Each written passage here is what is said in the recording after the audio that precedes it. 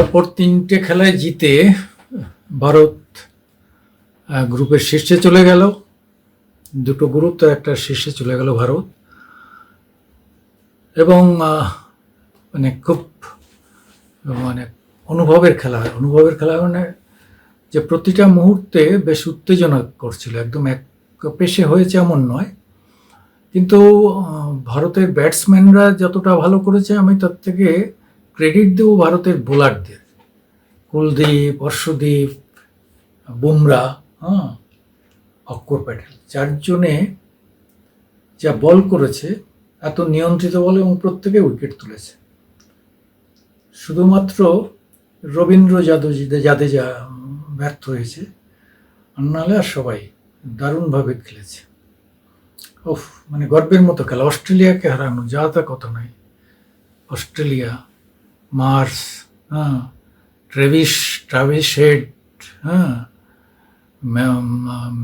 ম্যাথওয়েট, সমস্ত সব নাম করা, মিচেল স্টার্কস,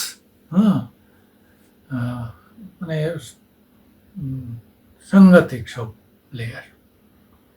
সব মিলিয়ে মানে মনে হয়েছিল যে অস্ট্রেলিয়া বের করে নেবে ম্যাচ। কারণ হচ্ছে মানে জেতার হারার ব্যবধান মাত্র 24 রান।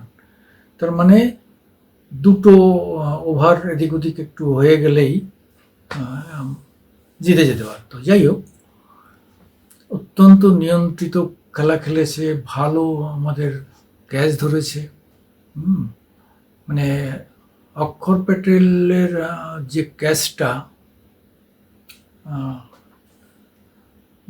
ক্যাচটা ধরেছে মানে সম্ভবত অর্শদীপ, মানে এটা বেস্ট অফ দ্য ম্যাচ হতে পারে।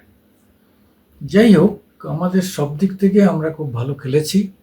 এই খেলা মানে আরও আমাদের যে সামনের দিকে নিয়ে যাবে অনেকটা, এ ব্যাপারে কোনো সন্দেহ নেই।